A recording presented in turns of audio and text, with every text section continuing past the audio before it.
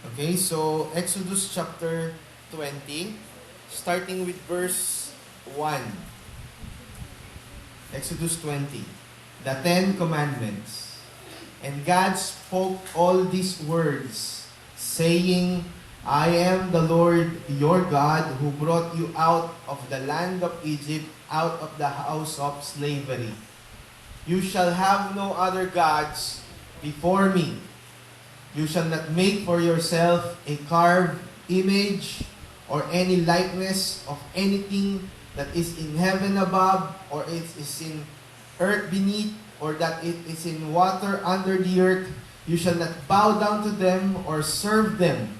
For I, the Lord, am your God, a jealous God, visiting the iniquity of the fathers on the children to the third and fourth generation of those who hate me, but showing steadfast love to thousands of those who love me and keep my commandments.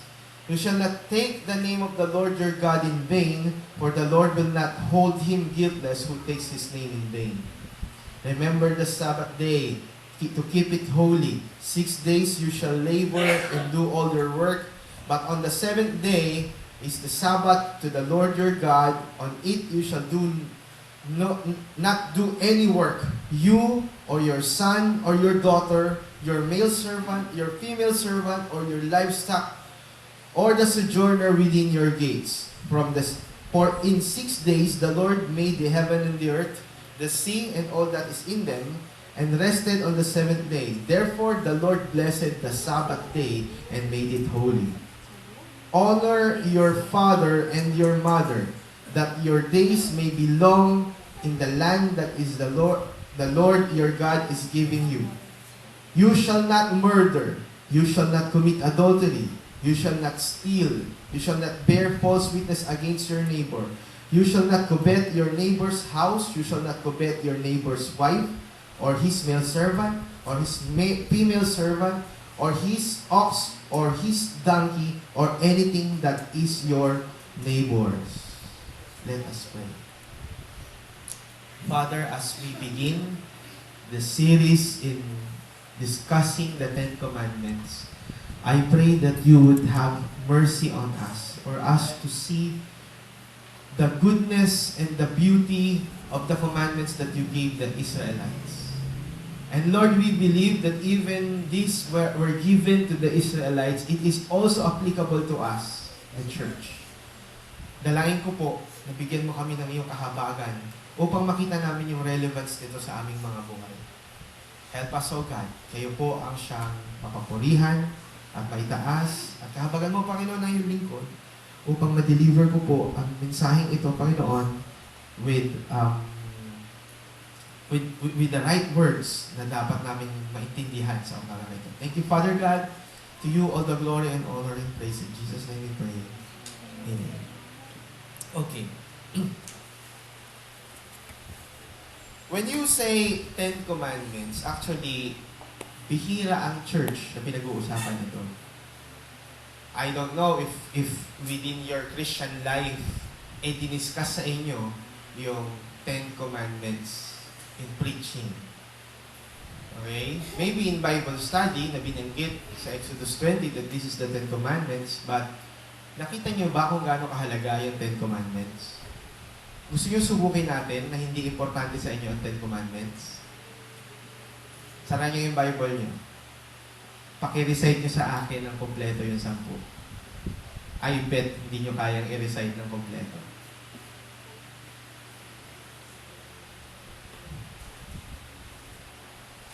Mapa-Roman Catholic man yan, mapa-Protestant Christians as we do, okay, marami sa atin ang nine-neglect ang understanding o ang importansya ng pag-alam at pagmamahal sa Ten Commandments.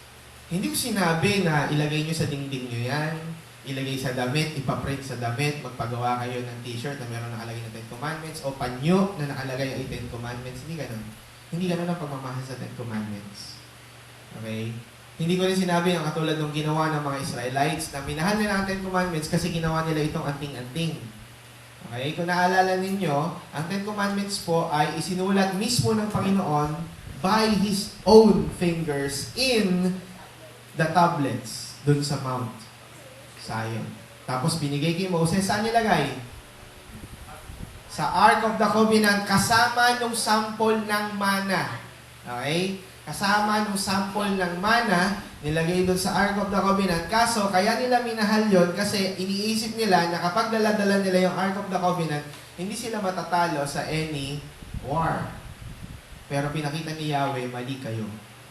Dahil yung Ark of the Covenant na yun mismo ay kinuha ng mga Babylonians at hindi na kailanman nabalik sa Israel. Kahit kailan at wala na nakaalam kung saan ay napunta.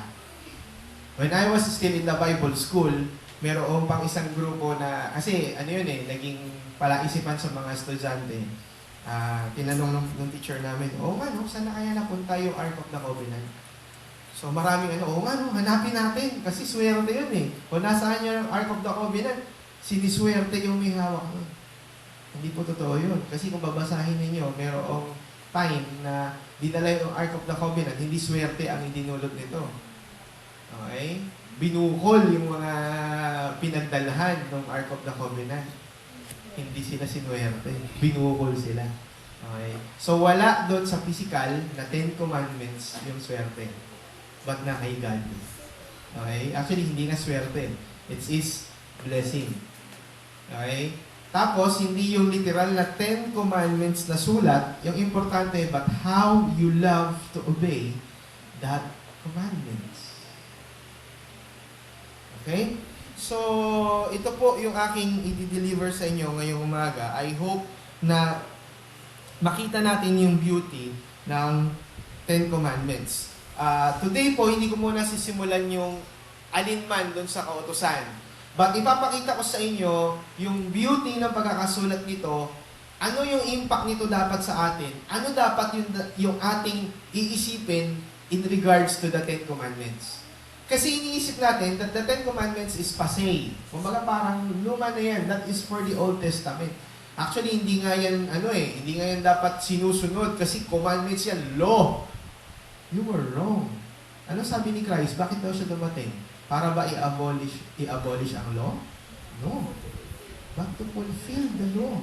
Ibig sabihin, Jesus wants you to be a Christian so that you can perfectly obey the commandments. Okay? Hindi tayo ginawang Christian para maging exempted sa pag-obey sa commandments. Hindi tayo pwede maging tigasin ako, Christian ako Pinatawad ako ni God, so pwede kong gawin ang lahat ng bagay. No! That is a very, very strong no. At ang ibig sabihin, you are a Christian, you are required to obey the law. We should. Aling law? The written law? No. We should obey the essence of the law. As we go on further in discussing the 10 Commandments, mas maiintindihan niyo yung ibig sabihin ng essence of the law. Okay? When I say essence, bakit essence? Bakit hindi literal law? Bakit? Kasi hindi na tayo ma-require, hindi na natin pwedeng gawin yung katulad ng ginagawa nila. Na magpapatay tayo ng bull, magsusunog tayo every year ng isang bull, every person, for every sin na ginagawa natin, hindi natin yun kaya. In-abolish yun ni Christ. Okay? Yung mga ganong bagay, yung mga ceremonial law. Pero yung essence ng law, sinum up niya into what? Into two. What is that? Love your God. Saka, love your neighbor. Okay. Mamaya, ayusin natin yan para mas maintindihan ninyo.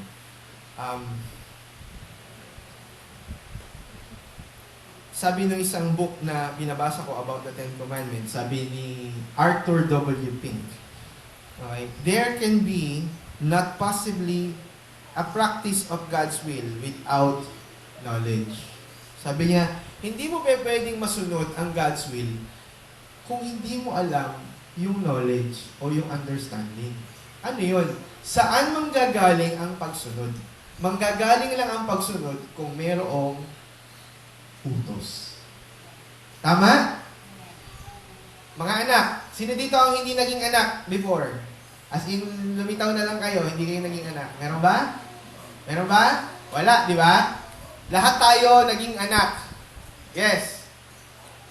Ang tanong, sinabi nyo rin sa buhay nyo, di ba? Once in your life, nasabi nyo, ay wag, baka magalit ang nanay ko.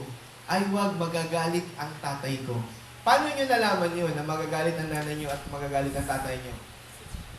Kasi, sinabi niya. Before. Di ba? Sinabi nila before na huwag mong gagawin ito, huwag mong gagawin yan. Okay? May mga bagay na iniutos sa atin. Pagtatawid kayo, bakit napapahinto kayo sa pagtawid minsan? Kasi may nakalagay na bawal tumawid. Kaya medyo tatawid ka na, oops, teka, bawal. O kaya, patawid ka na biglang, oops, kulay pula, stop. Kasi may rules. You can't do God's will without the proper knowledge of His commandments. Okay? Meron akong kausap sa office one time, kasi napag-usapan namin yung patungkol sa hell. Sabi nung isang ka-office mate ko, ewan ko, kasi ako naniniwala ako, mabuti ang Diyos, bakit niya gagawin lahat ng bagay na yan, tapos itatapon niya lang pala sa impyerno ng lahat ng tao? Sabi ko naman sa kanya, so para ano pa, bakit siya nagbigay ng utos? Sabi niya, bakit niya ginawa yung isang bagay? Halimbawa daw, yung marijuana. Bakit pinatubo yan kung hindi yan i-enjoy? Di ba? Galing ng katwiran, di ba? Bakit pinatubo yan kung hindi yan i-enjoy? Bakit binigyan ng knowledge ang tao kung hindi naman yan i-enjoy? Di ba? Yung pleasures ng sin. Bakit may pleasure? Kung hindi yan i-enjoy. Ba't na-invento ang alak kung hindi yan i-enjoy? Sabi ko, alam mo lahat ng bagay na sinabi mo, amoral eh. Ano ibig sabihin? Lahat naman dyan, amoral yan eh. Wala yung morality kung tutuusin. Saan nagkakaroon ng sin? Doon ba sa bagay? Kung meron ka nakitang tumubong marijuana dyan, kasalanan ba yan pag nakita mo yung marijuana tumutubo dyan? Hindi. Kailan nagiging kasalanan yun? Pag in-abuse nyo na. Kasi pag ginamit nyo yun as medicine, nagagamit as medicine yun eh. Tama? Pero pag in-abuse nyo, doon na yun. Yung wine, yung alak, kailan nagiging sin yan? Pag in-abuse nyo na.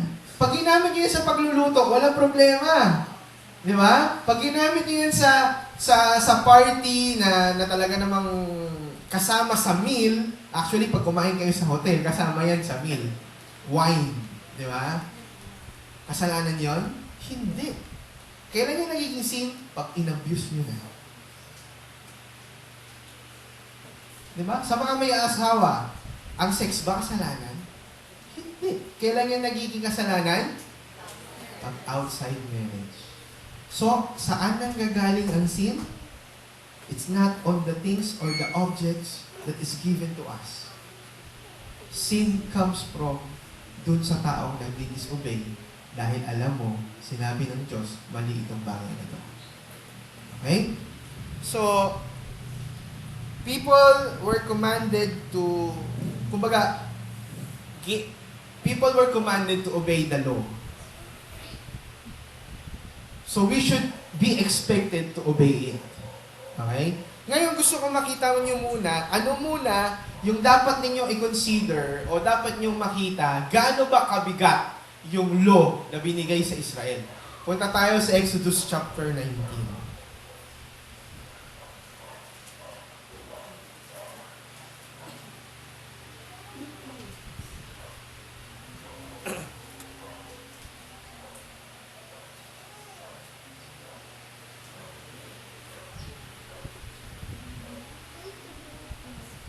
Okay.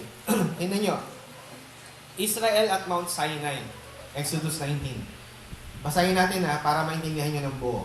On the third new moon, after the people of Israel had gone out of the land of Egypt, so ibig sabihin, 3 months after nilang lumabas sa Egypt, ito yung nangyari. On that day, came into the wilderness of Sinai. Nakarating na sila sa Sinai.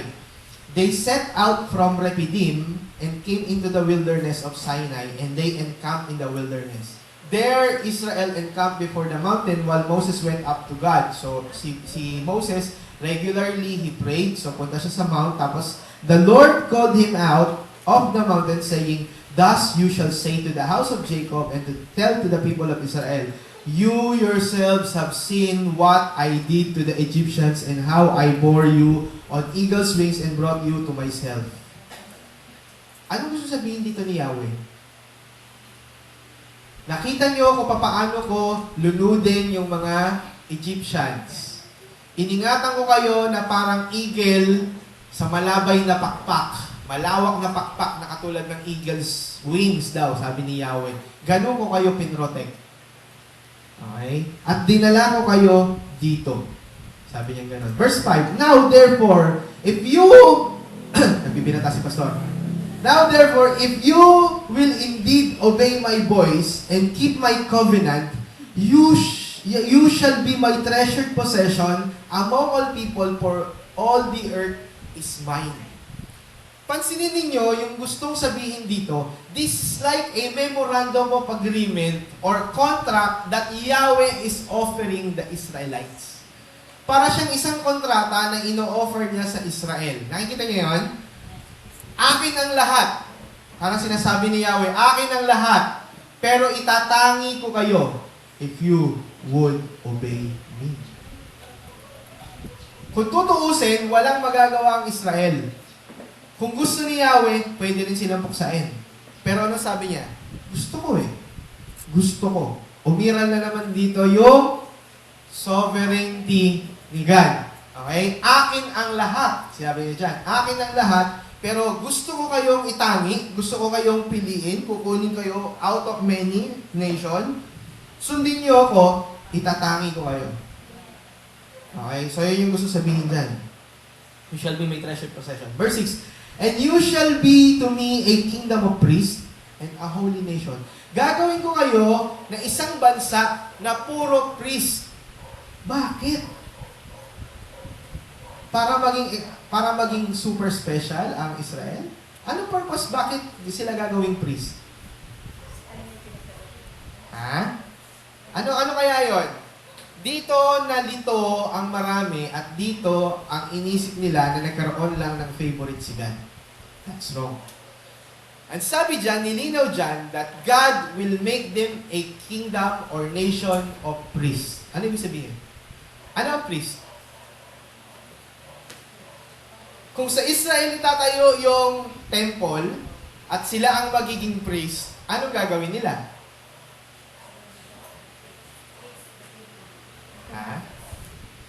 They will be the servants of the Lord, okay? The mediator between many nations and God. Yun yung pangako sa kanila. If you would obey me, ganun ang gagawin ko sa inyo. Kayo yung magiging pinaka mga pastor ng ibang bansa. Ano ibig sabihin nun? Sila yung magiging simula ng good news para makilala si God ng ibang bansa. Akala ng marami, ang pagkapili kay Israel ay yung hindi maghihirap ang Israel, hindi malulupig sa gera, talagang magiging super nation ng Israel. Kaya ngayon, hanggang ngayon, maraming mga tao, pray for the peace of Israel, talagang mahalin natin sila, huwag natin sila nga awayin. Kasi ang understanding nila sa Israel, anting-anting din. Di ba? Anting-anting din ng Israel. Na kapag friend mo ang Israel, i-bless ka rin ni God. Mali!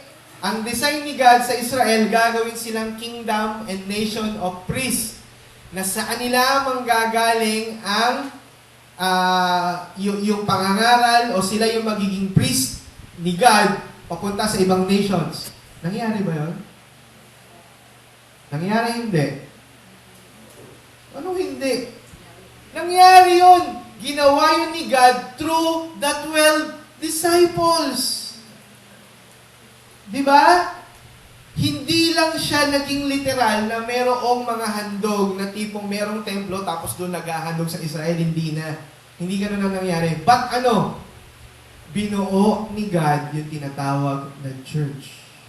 At through this church, ano ba ang kingdom of God? Ang kingdom of God is the church. Ang kingdom of God, hindi kingdom ni King David.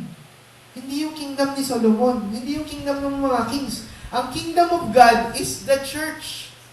At naging priest ang Israel sa pamamagitan ng mga naging Christian ng mga Hudyo.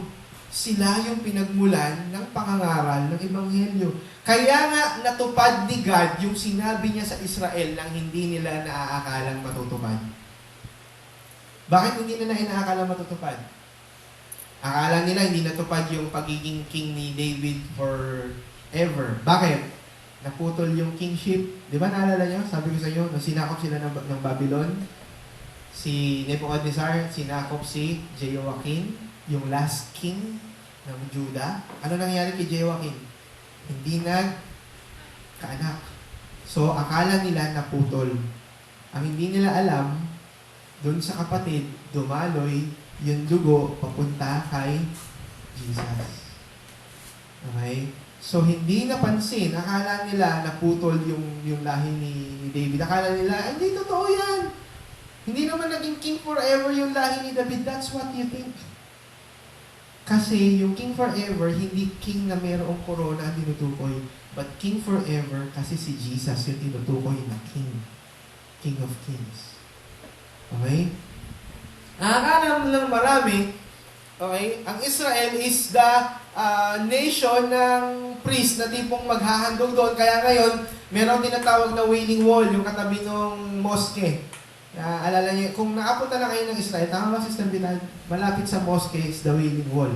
Kabila lang, di ba? Katabi lang yun, the Wailing Wall. The Wailing Wall is the wall of the previous Herod's temple. Okay? Siya yung ruins. Siya yung natira doon sa temple ni Herod. Pinatayo ni Herod yon bago pa ipanganak si Jesus Christ. Pinatayo na yon ni Herodes para maging kaibigan siya ng mga Israelites kasi Edomite siya. Governor siya, tapos Edomita siya, hindi siya Israelite. So, politician baga. Para hindi siya laitin o ayawan siya, kasi hindi naman siya Israelite, nagpatayo siya ng temple. So, kaya tawag doon ay Herod's Temple. 3 temple yung naitayo sa kasaysayan ng Israel. Una yung pinatayo ni Solomon na winasak ng mga nung pagpasok ni Nebuchadnezzar, yun yung unang-una, yung winasak. Nung time ni Nehemiah at ni Zerubbabel, nung time ni Nehemiah, siya yung isa sa mga pioneers na nag-intent para maitayo muli yung pangalawang temple, which is yung tinatawag na Zerubbabel's temple. Kaso, pagdating ni Antiochus Epiphanes, nung period ng silent years during the Old and the New, yung pagitan noon, the 400 years, doon nangyari, sa loob ng 400 years, nung time ng mga Maccabeans, nasira ulit yung pangalawang temple, yung Zerubbabel's temple. Pero bago ipanganak si Jesus Christ na itayo, yung Herod's temple, yung pangatlo. Kaso, pagdating ng AD 70, ipinagiba ito ng Roman Empire. Okay? At simula nun, hindi na muling naitayo pa yung templo. Okay? Ano lang naitayo doon? Isang panlalait.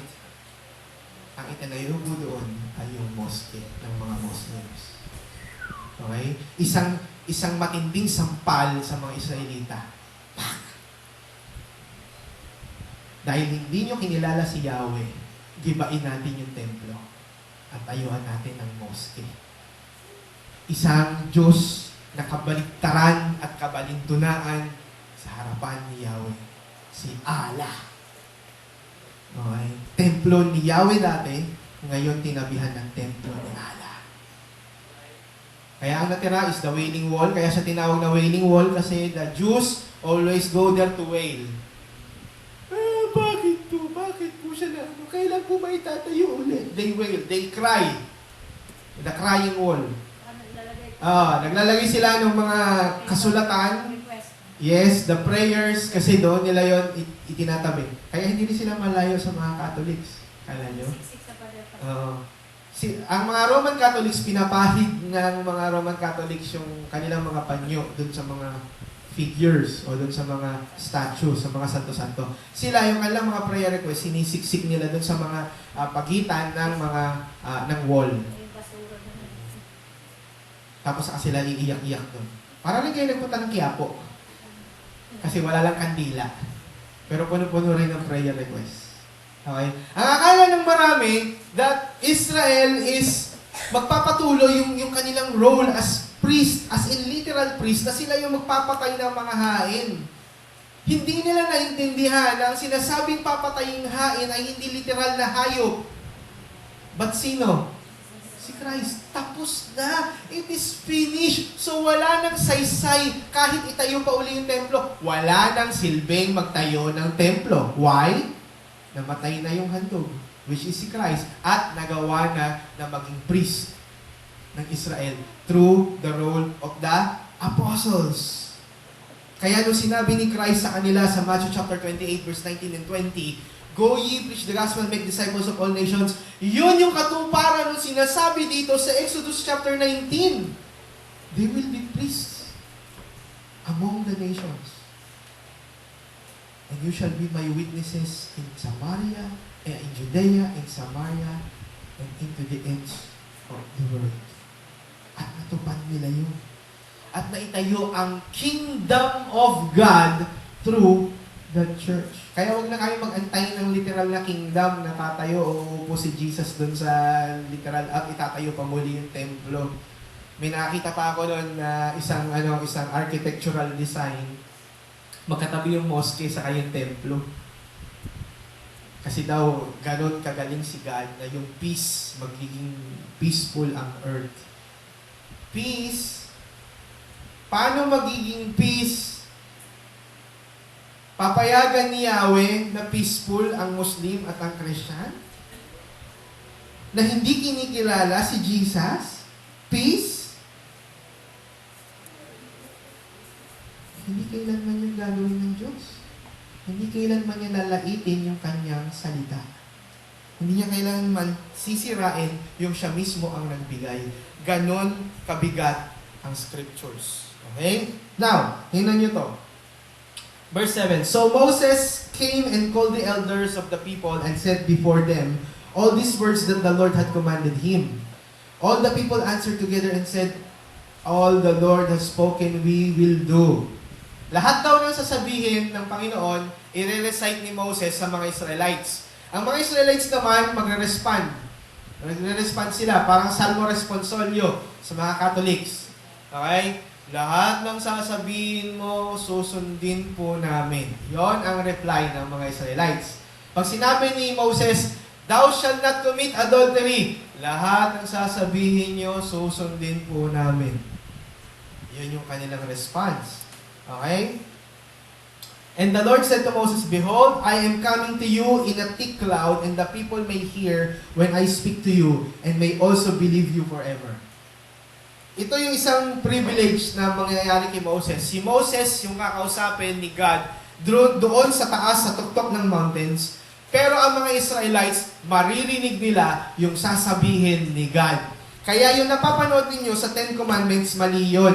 Na ang akala natin, yung mga tao nandun sa labas nagkakasayahan, di ba? Ang saya-saya nila. Tapos si Moses nandun sa bundok.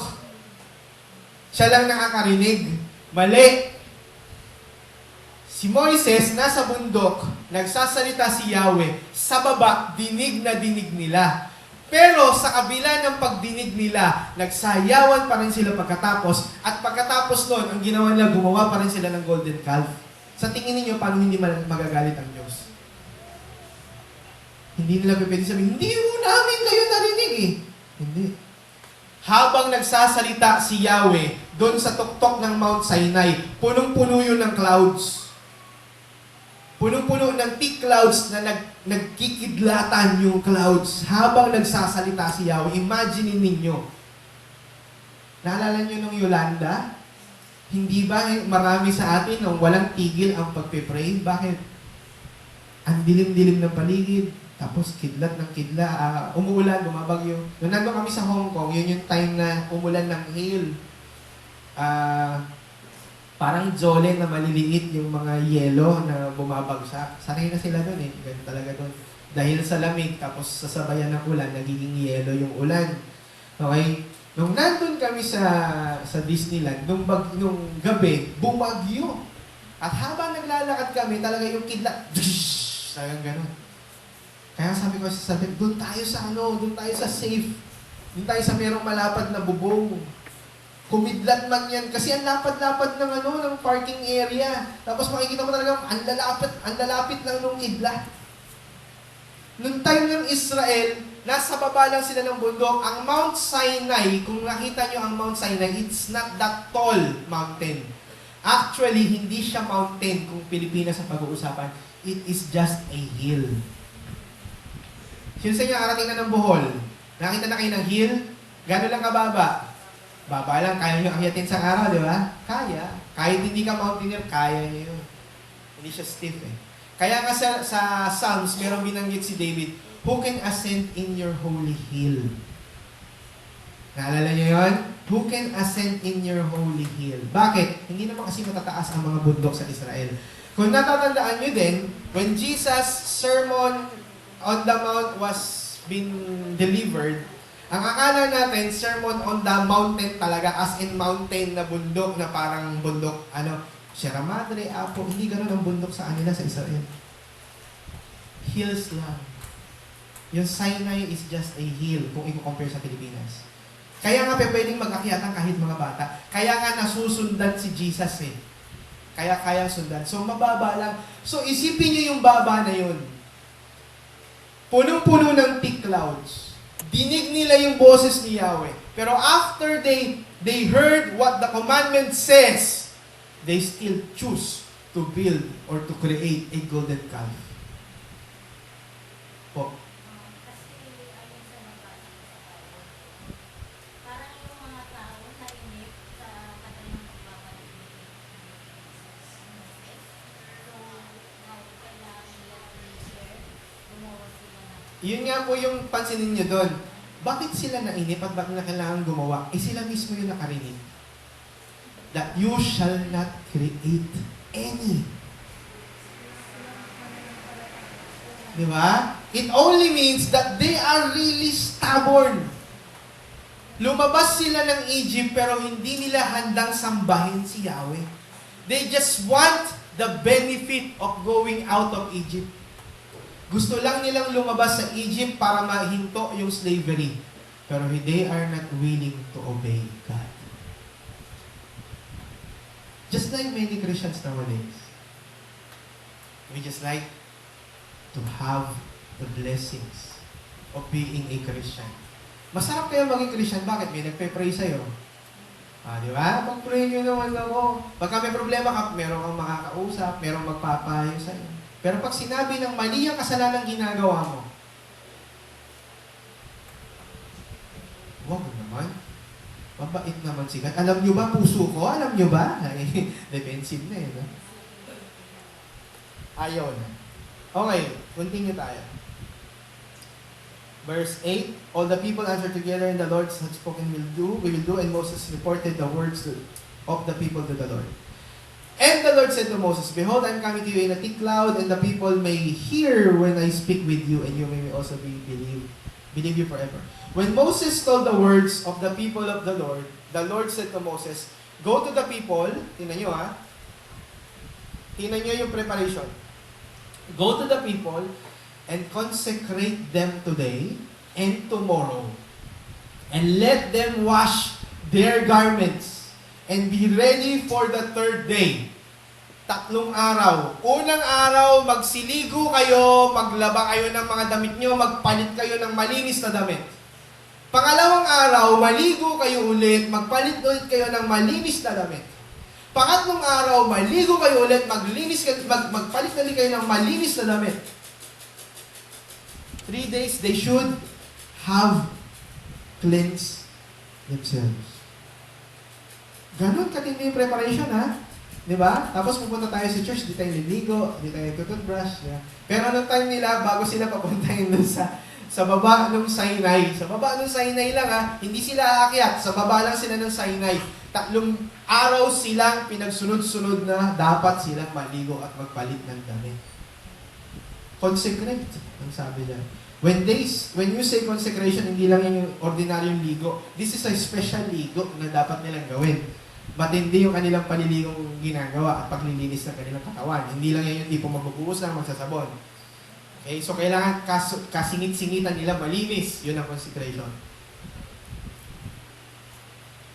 Tapos, for on the 3rd day, the Lord will come down on Mount Sinai in the sight of all people.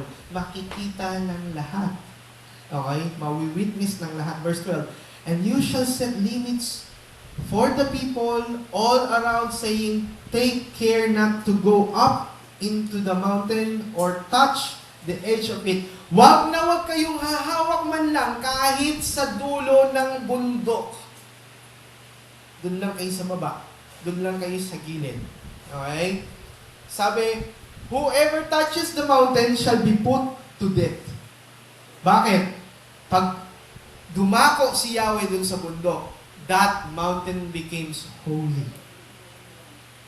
Becomes holy. Okay? Hindi siya undefiled. No hand shall touch him, but he shall be stoned or shot. Whether beast or animal, he shall not live. Kahit hayop pa na dumako doon patayin. When the trumpet sounds a long blast, they shall come up to the mountain. So Moses went down from the mountain to the people and consecrate the people, and they washed their garments and said to the people, be ready for the 3rd day. Do not go near a woman.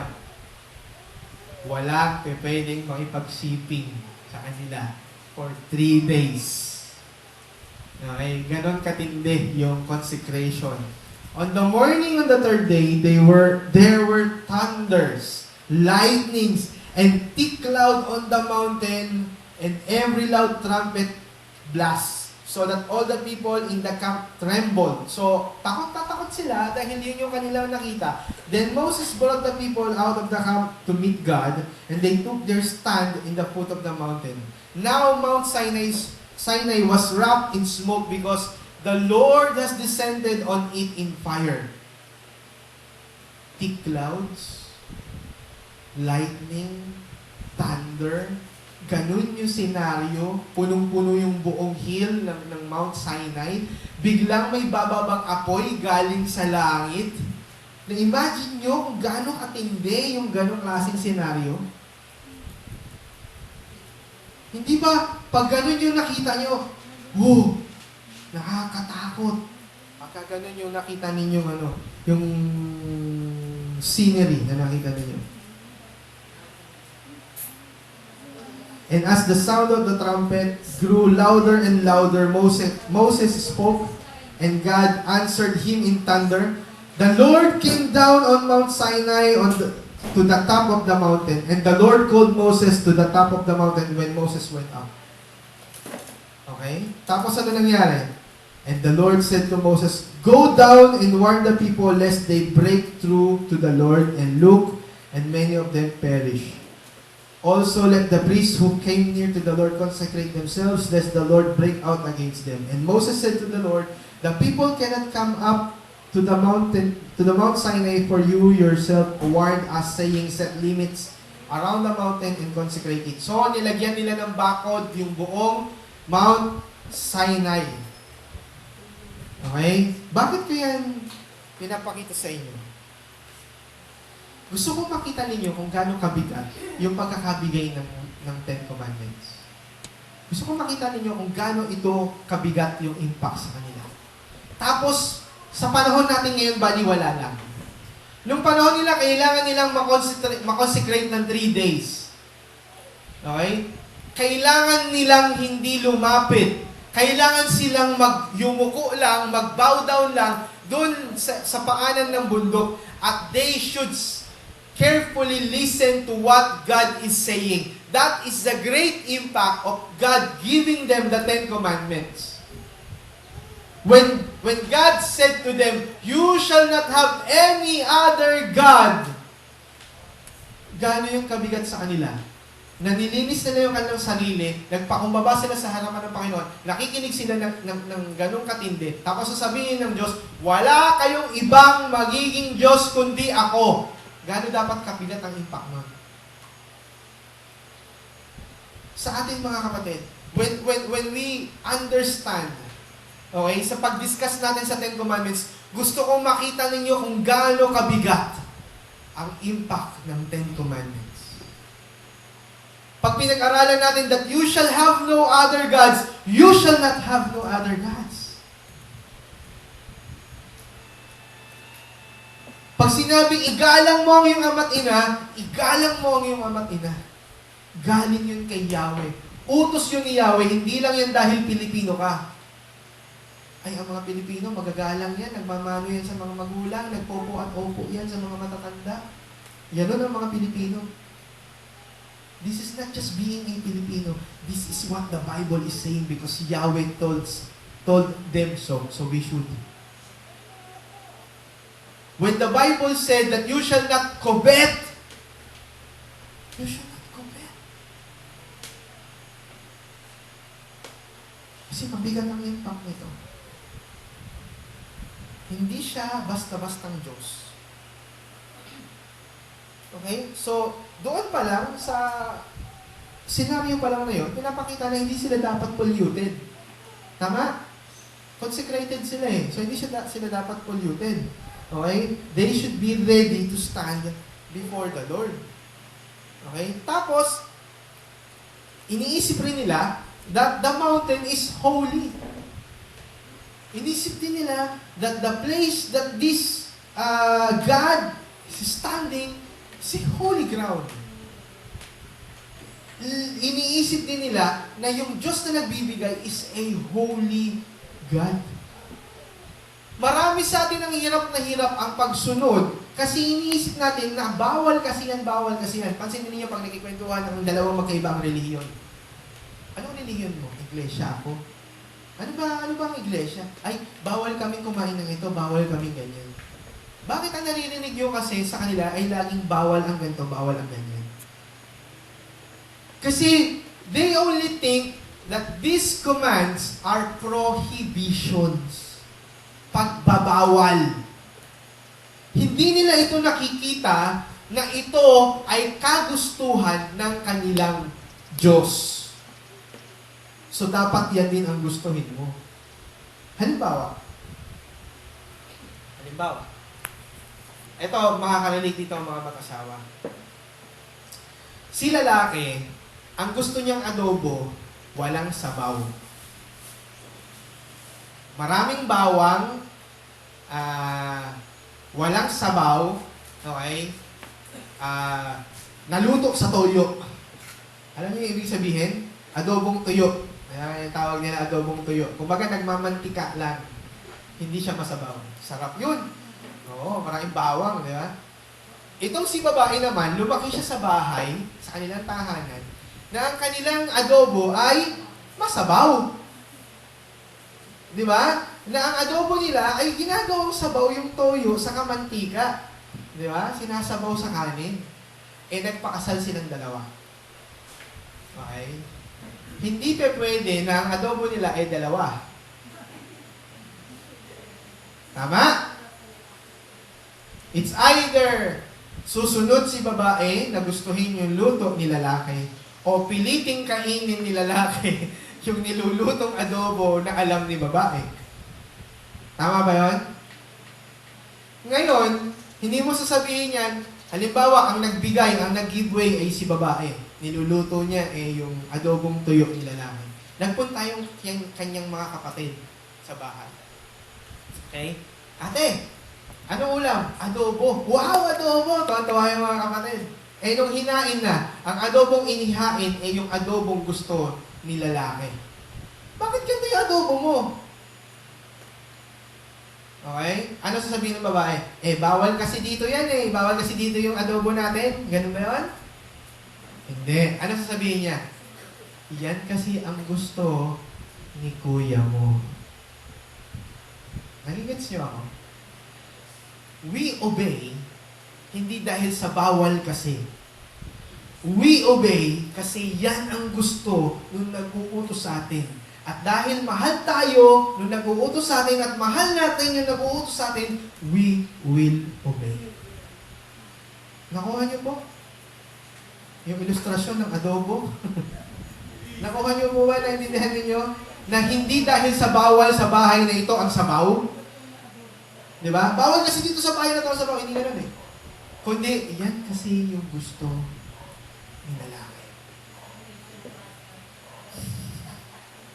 Pwede rin naman natin baliktarin yung story eh. Pwede naman si babae eh, di ba? Pero pagka yung partido ni lalaki ang nagpunta, yun din naman ang sasabihin. Yan kasi ang gusto ni Mrs. Di ba? Yan kasi ang gusto. Dapat meron talaga magbibigay.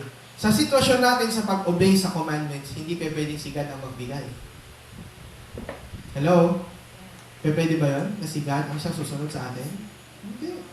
Tayo ang susunod. No choice but to obey God. Okay? So in the Mount Sinai, kung makikita ninyo yung bigat ng senaryo, dapat makita nyo pa lang, doon pa lang makita ninyo that He is a holy God. Kaya natin siya sinusunod kasi yun yung gusto niya. Okay? So ano ang dapat nating mga matandaan dito sa intro natin sa Ten Commandments? Okay? Number 1, He is a holy God. Okay? The reason why God gave the commandments because He is holy. Banal siya. If you want to be my chosen people, sabi niya gano'n, doon sa contract niya with Israel, sundin niyo ako. You should be holy. Tama? Nung merong lalaking lumapit kay Jesus, paano po ba ako papasok sa kaharian ng langit, kaharian ng Diyos? Ano sabi ni Jesus sa kanya? Sa rich young ruler. Obey the commandments. Diba? Obey the commandments. Ibig sabihin, Pastor, kung masusunod natin, yes. Sundin nyo. Subukan nyo lang. Ang problema, hindi nyo kaya. At walang makakagawa perfectly. Pero malinaw talaga ang rules. Obey. Bakit? Ano ba ibig sabihin ng obedience? Ano ang ibig sabihin ng pagsunod? Pag sumusunod ka, ano mo yung sinusunod mo? Bakit ka susunod sa isang tao? Ano mo siya? Bossing mo siya. Bossing is another word for? Master or? Panginoon. Anong ginagawa natin? Tanggapin mo si Jesus bilang iyong Panginoon. Yun ang pinapagawa natin, di ba? Pinagpe-pray natin, tanggapin mo si Jesus bilang Panginoon. Pero ano nangyayari? Pag sinasabi na at pinag-uusapan na yung pagsunod, bakit hindi ginagawa? Ang tunay na tumanggap kay Jesus bilang Panginoon at tagapagligtas, sumusunod. Hindi lang nagpe-pray ng prayer of acceptance. Ang tunay na pagtanggap kay Jesus bilang Panginoon ay susundin mo siya sa buhay mo. Tapos sasabihin mo sa sarili mo, Lord, hindi ko po kayang iligtas yung sarili ko. Kaya mo siya tatanggapin bilang iyong tagapagligtas. Yun yung science behind doon sa sinasabi ng mga pastor tuwing nag-share ng gospel, accept mo si Jesus bilang Lord and Savior. Ang gagawin naman ng mga tao, magpe-pray lang, Lord, ina-accept kita bilang Lord and Savior. Ano yun? Ganun ba yun? Doon ba nag-end yung pag-accept kay Jesus bilang Lord and Savior? Mali. Ang pag-accept kay Jesus bilang Lord and Savior is, siya yung magiging Savior mo, hindi mo kaya ligtas sa sarili mo. And, starting that day, you will obey God. It means, tatalikuran mo yung sarili mo. It means, kakalimutan mo yung pagsunod mo sa sarili mong kagustuhan. Yun yung pagtanggap kay Jesus bilang Panginoon. Yung sinasabi ni God. Okay? So, number 1, He is holy. Number 2, okay, why we need to obey the Ten Commandments is because He is a sovereign God. You have no choice. Wala tayong pagpipilian kundi ang sumunod. Kasi kung ayaw nyo, wag nyo. Pero hindi kayo kasali. Okay? Gusto nyo, marami kasing tao, gusto lang yung benefit ng heaven, pero ayaw nila kay God. Hindi nyo pwedeng paghiwalayin ang benefit ng pagiging saved, okay? At ang hirap ng pagiging servant ni God. Cannot be. Saved and servants of God should go hand in hand. Okay? So, God is holy. Pangalawa, God is sovereign. Pangatlo, 10 Commandments is His attributes or character. Alam niyo ba yon? Na ang 10 Commandments po ay attributes ni God o character. Okay? In a very, tawag dito, sa mabilis na pamamaraan, papakita ko sa inyo that the 10 Commandments is His law or His attributes. Ano yung first commandments? First commandments is, you shall have no other God before me.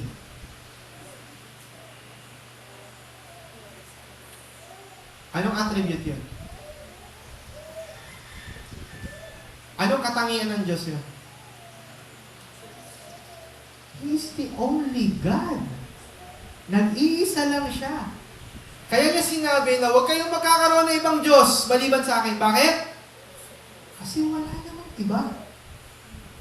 Tama? What is the second commandment? You shall not make for yourselves a carved image. Okay? Pangalawang attribute na pinapakita dito, God is Spirit. Hindi niyo siya pwedeng ilarawan into an image. Tama?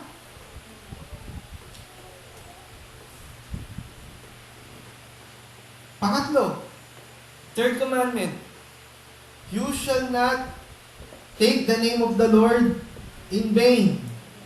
Okay? Bakit? Bakit hindi natin pwedeng yurakan yung pangalan ng Panginoon? Because He is a glorious or honorable God. Punong-puno ng kabanalan yung Diyos, tapos gagamitin mo lang yung pangalan niya sa walang kapararakan. Pang-apat, anong attribute? Fourth commandment is, remember the Sabbath day, keep it holy.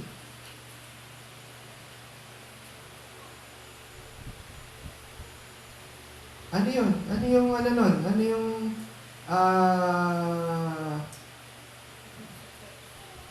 ano yung attribute? Ha? He is holy. Dapat siyang sambahin. He is a God to be worshipped. Dapat siyang sambahin Diyos. Kasi pansinin ninyo yung mga deities ng ibang mythology, hindi naman sila sinasamba. They are just deities. Halimbawa, bibigyan ko ng example, sila Zeus. Sa iba't ibang mythology, sila Zeus. Halimbawa, pati sa mga Roman and Greek mythologies, sila Mercury. Mga deities sila, mga gods sila. Pero sinasamba ba sila? Hindi. Pinapakita that they are gods. Ibig sabihin, they have superpowers. Kaya nga pag nanonood kayo ng mga Marvel o kaya ng DC na movie, si Thor, di ba? Son of the God of Thunder, son of Odin, di ba? Si Thor. Ibig sabihin, demigod siya, meron siyang, isa siyang crossbreed ng human, ng tao, saka ng Diyos. Ibig sabihin, meron siyang super power. Ganun lang ang concept nila ng God. Si God natin, ang concept sa Kanya, hindi lang siya super, but He should be worshipped. Yung mga Diyos na kilala ng maraming relihiyon, kaya lang sila nilalapitan dahil sa pangangailangan. Bakit kayo pupunta sa Antipolo? Kasi magbibiyahe kayo. Di ba? Magsa-Saudi, magja-Japan, mag-abroad, pupunta ng Antipolo. Di ba? Pag nakagat ng aso, pupunta kay? Saan? San Lazaro Hospital. Pero San Roque yung patron. Nagtataka nga ako bakit yung ospital San Lazaro, pero yung pero ang ginagamot, kagat ng aso, dapat palitan yung pangalan ng ospital, no? San Roque dapat. Di ba? Iba't iba, di ba? Pagka gusto nyo magkaanak, saan kayo pupunta? Bando. Hindi nyo napapansin yun that their gods, kaya nila pinupuntahan, hindi para sambahin. Para hingian. Iba yung samba sa hingi. Okay? We should set our Sabbath day to worship God. Hindi kayo nagpupunta sa church para humingi. Nagpupunta kayo kay God to worship Him. Ibang usapan yun. When you ask God, do it in your prayers. Manalangin kayo. But when you go here, God is the supreme one, hindi kayo. Hindi kayo kailangan i-please si God. Hello? Panglima, yung unang apat, lahat patungkol kay God. Panglima, patungkol sa relationship ba yun kay God pa rin? Ang susunod na utos, I honor your mother and thy father.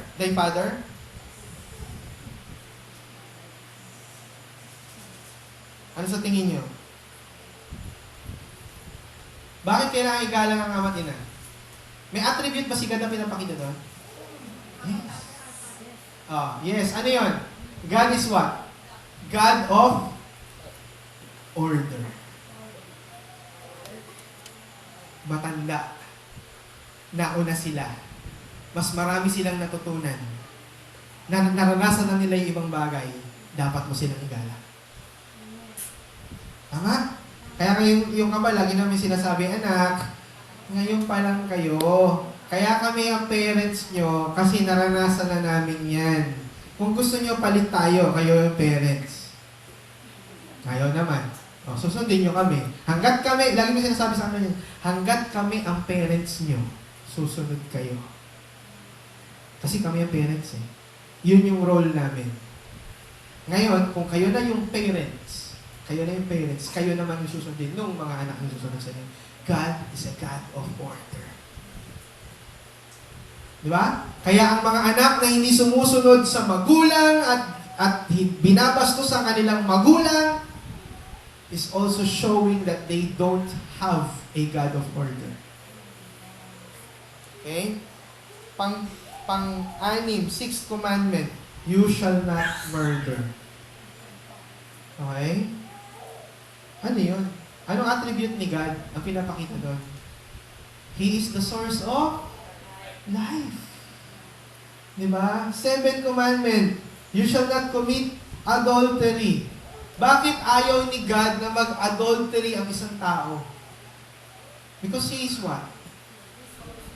Ano pa? Faithful. Very good. Because He is faithful.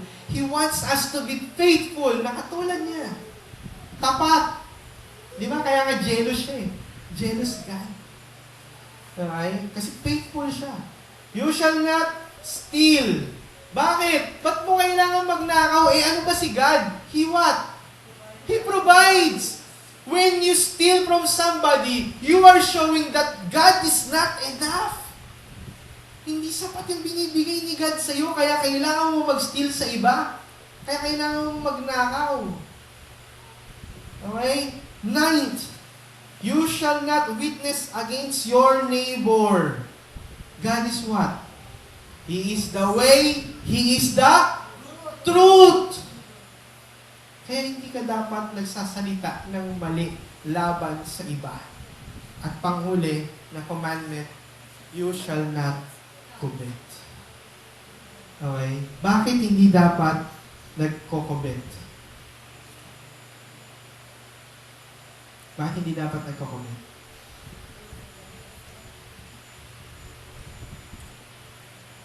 Bakit hindi dapat nagko-covet? Katulad nung sa steal, God is enough. He provides. He gives something enough for you. Hello? Meron akong isang nakausap, sabi niya sa akin, Pastor, bakit kaya hindi ako ginawang mayaman ni God? Sabi ko sa kanya, huwag kang magagalit ha, anong natapos mo? Sinabi niya yung course niya. Sabi ko, may alam ka ba sa business? Wala po. Ano nagawin mo sa pera? Hindi ko po alam. Yun, sagot. Diba? Bakit mo iniisip na ba't hindi ka ginawang mayaman ni God? Alam mo ba gagawin mo sa pera mo? God knows what to give to each and every one of us. Bakit po ako pinanganak na ganito? O bakit po ako nandito? Bakit ako nandyan? God gave us enough. Okay? God gave us enough. That's why we should not covet. Huwag nyo nang pagnasaan yung wala sa inyo. Cause it will cause you to sin all the more. Okay? Kailangan nating makontento sa kung ano yung binigay ni God. Hindi ko sinabi huwag kayong mangarap. Ako, nangangarap ako actually. Kaya nga, nagsusumikap ako na may taguyod, aming pamilya, mapag-aral, yung kambal. Hindi ko gustong umasa sa kung sino mang tao. Lagi ko ang tinuturo yun, kaya maraming pastor ang galit sa akin sa Pampanga. Dahil doon sa prinsipyo ko na yun. Huwag niyong gawing hanap buhay ang church. Okay? Huwag niyong gawing hanap buhay ang church. Nung tinuro ko yun, ang daming nagalit sa akin. Kasi ang dami ko sinagasaan sa kanila. Kasi karamihan ng utak ng pastor, inaasa nila yung kailang kinabubuhay sa church. Hindi yun yung... Alam yan ng mga matatagal na sa JC Wolim. Hindi ako nanghingi. Kahit na anong race o kahit na anong salapit. Okay? Kung ano yung ipoprovide sa akin ni God, pagsasikapan ko yun. Okay? God gave us. Binibigay ni God yung enough para sa atin. Hindi niyo ba napansin na kahit na problemado kayo, hanggang ngayon buhay pa rin kayo? Di ba? Di ba? Kahit na anong mangyari, buhay pa rin kayo eh. Kahit na mahirap ang buhay, ilang beses na nagtaas ang gas, ilang beses na nagtaas ang Meralco. Di ba? Reklamo kayo na reklamo, taas na taas ang pamasahe. Pero buhay pa rin kayo, di ba? Buhay pa rin tayo. Di ba? Pag Pasko nga, nakakapag-Nochebuena pa kayo eh. Oh. Nakakabili pa rin kayo ng bagong damit. Ibig sabihin, God is enough. Di ba? Hindi nagpapabayaan ng Diyos. Kaya nga, yung commandment na binigay niya, it is all His attributes. Ulitin natin, ano ang dahilan bakit natin dapat i-obey yung 10 Commandments? God is holy. Kailangan natin sumunod kasi siya ang God natin. Pangalawa, He is sovereign. You have no choice. Wala tayong choice. You should obey Him. Pangatlo, it is His attributes or His character. Yung kanyang commandments, kapag sinunod ninyo yon, you are transferring to you or isinusuot ninyo, you are wearing God's character. Okay? Isinusuot natin unti-unti yung character ni God. Bakit natin kailangan gawin yon? Kasi we are God's people. Tingnan nyo nga, yung katabi nyo. Sa tingin nyo, God's people na ba? Oh, parang hindi naman, pastor. Parang children of Satan pa din. Ganun ba? Okay, so yun yung gusto ko iwanan sa inyo ngayong tanghali. Gusto ko maintindihan ninyo, we should obey Him because He is holy, He is sovereign, and it is His character or attributes. Okay po? Next week, sisimulan ko sa inyo yung you shall not have any other gods before me. Doon tayo. Sisimulan natin yun. Ipapakita ko sa inyo yung history ng Israel kung natupad ba talaga nila yon o hindi. Okay? At bakit nagkaganyan ng Israel? So, yun yung pag-aaralan natin next Sunday. Okay po? So, tayo po tayong lahat and let's pray.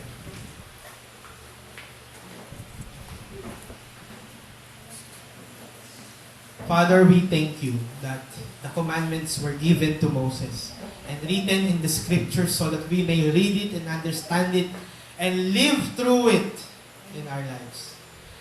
Dalangin ko po, Panginoon, na simula sa aming pag-aaral na ito ay mas maging mataas ang aming regards sa pag-unawa ng commandments mo.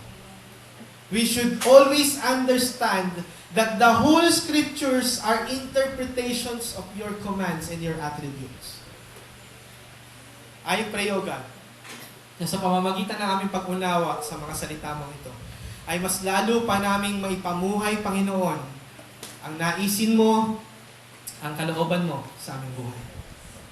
I pray for your mighty hand to work in our lives. Alam kong patuloy mo pong pinapanday ang buhay namin, Lord God.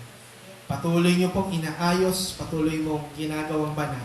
At dalayan ko po na sa pamamagitan ng pag-discuss namin ng Ten Commandments, O Lord, I pray that we will have a more mature Christian life in understanding, in obedience before you. Thank you, Father God.